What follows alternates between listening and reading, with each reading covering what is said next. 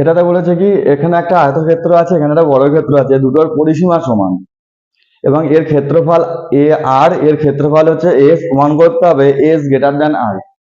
দুটোর পরিসীমা সমান বলে দিয়েছে, আমাকে বের করতে হবে যে এস এস মানে বর্গক্ষেত্রের ক্ষেত্রফলটা আমার আয়তক্ষেত্রের ক্ষেত্রফল থেকে বেশি হয়।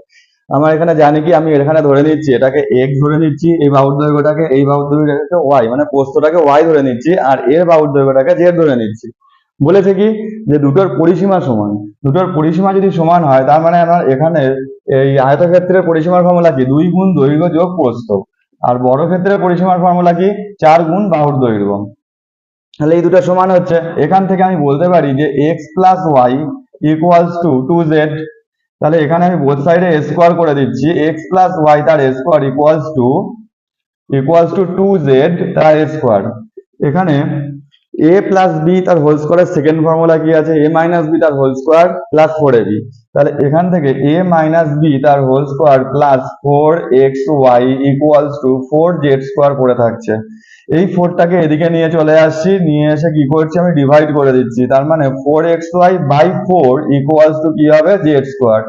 তাহলে এখান থেকে যদি এটা বাই এটা আছে, তাহলে x মাইনাস ওয়াই বাই 2 তার স্কোয়ার প্লাস 4 কেটে যাচ্ছে, কেটে গিয়ে পড়ে থাকছে কি xy, আর এখানে কি পড়ে থাকছে z স্কোয়ার, এখানে কি পড়ে থাকছে z স্কোয়ার।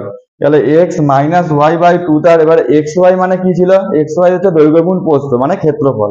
তার মানে এইটা সমান আমি r লিখতে পারি, আর এইটা সমান কি আমি s লিখতে পারি, বর্গক্ষেত্রের ক্ষেত্রফল। তাহলে x মাইনাস ওয়াই বাই 2 তার হোল স্কোয়ার প্লাস আর ইকুয়ালস টু কি হবে এস হচ্ছে।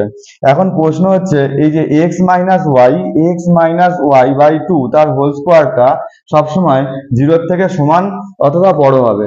এখন যদি জিরোর সমান যদি হয়ে যায়, তার মানে X minus Y by 2 equals যদি জিরো হয়ে যায়, তাহলে এখান থেকে এক্স ইকুয়ালস টু ওয়াই হয়ে যাবে। এক্স ইকুয়ালস টু ওয়াই হয়ে যাওয়া মানে কি হবে, এটা একটা বর্গক্ষেত্র হয়ে যাবে।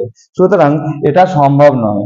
তাহলে আমাকে কি হবে, তাহলে অবশ্যই এটার ভ্যালু জিরোর থেকে বড়। তার মানে এটা যদি জিরোর থেকে বড় হয়, তাহলে এটার সঙ্গে আমার রেক্টাঙ্গেল মানে আয়তক্ষেত্রের ক্ষেত্রফল যোগ করলে তবে আমি পাচ্ছি বর্গক্ষেত্রের ক্ষেত্রফল।